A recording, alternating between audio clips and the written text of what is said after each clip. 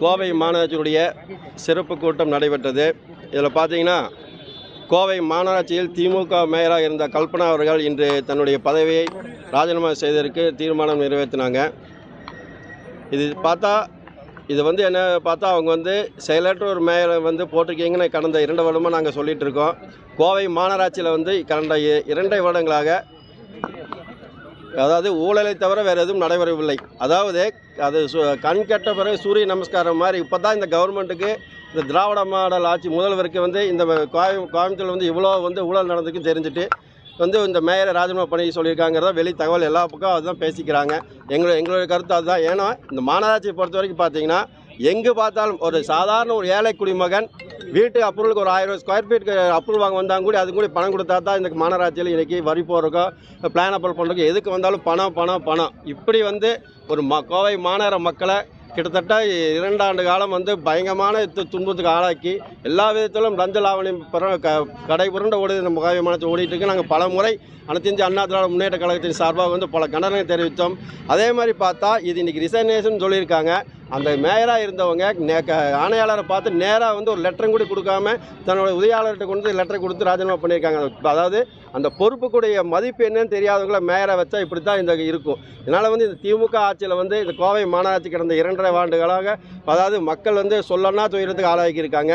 பார்த்தீங்கன்னா இது இவங்க ரிசைன் பண்ணிட்டாங்கன்னு சாதாரண விஷயம் இல்லை. அதாவது இது விசாரணைக்கே உட்படுத்த வேண்டிய விஷயம். அதாவது அனைத்து இந்திய அண்ணா திராவிட முன்னேற்ற கழகத்தை சொல்லணும்னா கடந்த 2.5 ஆண்டு காலமாக கோவை மாநகராட்சியில் என்னென்ன பணி நடந்தது இதை அதாவது நம்ம இது கண்டிப்பாக ஒரு விசாரணைக்கு உட்பட்டு இவர்கள் என்னென்ன ஊழல் இந்த செஞ்சுருக்காங்கிற கண்டிப்பாக விசாரணைக்கு வளைத்து இவங்களை கொண்டு சும்மா சாதாரணமாக ரிசைன் பண்ணி இவங்க போகக்கூடாது. ஏன் அப்படின்னா இவங்க செஞ்ச ஊழல்களை அம்பலப்படுத்துவது எங்களுடைய கடமை. ஆக எங்களோட கோரிக்கை என்னென்னா இவங்களை சாதாரண விஜிலன்ஸ் போலீஸ் மட்டும் விசாரிப்பாதாது. இவங்களெல்லாம் என்னென்னா கடந்த 2.5 ஆண்டு காலம் என்னென்ன ஊழல் நடந்தது கவர்மெண்ட் ஒரு தனி டீமே போட்டு கொண்டு விசாரிச்சா தான் கோவை மாநகராட்சியை குப்பையை அல்ல குப்பை வர்ற மாதிரி நாட்டம் வர்ற மாதிரி அத்தனை ஊழல் படிந்த மாநகராட்சி இருக்குது. இதனால் இனி வரவங்களாவது மாநகராட்சி மக்கள் மீது அக்கறை உள்ள மேயராக இருந்தால் பரவாயில்லன்னு நினைக்கிறேன்.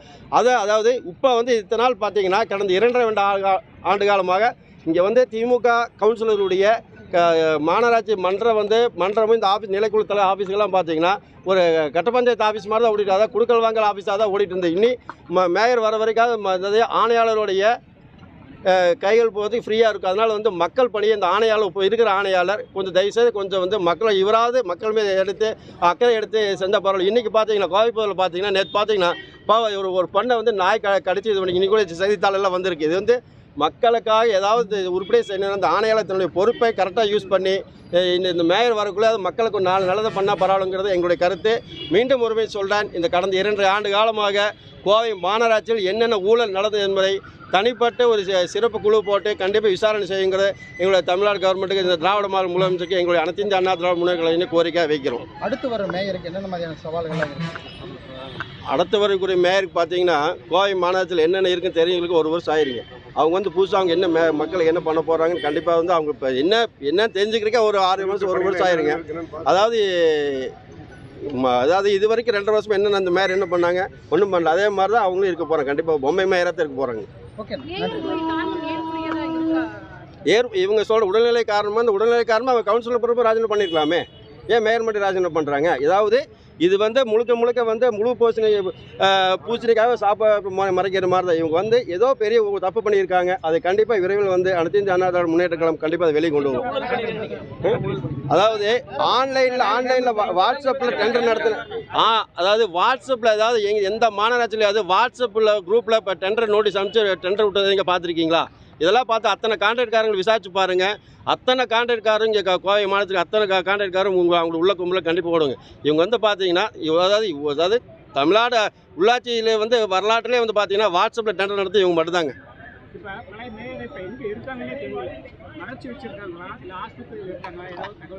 இல்லை எங்களுக்கு தெரிஞ்ச அனைவரும் அவங்க அனைவரும் மறைச்ச வச்சுருப்பாங்கன்னு நினைக்கிறேன். பழைய மேயர் ஏதாவது எங்கே யாருமே யார் பார்த்தாலும் தெரியுன்னா அவங்க தான் முன்னாடி ரிசைன் கொடுத்தாங்களா கட்டாயப்படுத்தி ரிசைன் பண்ணி கொடுத்துருக்காங்களான்னு தெரியல.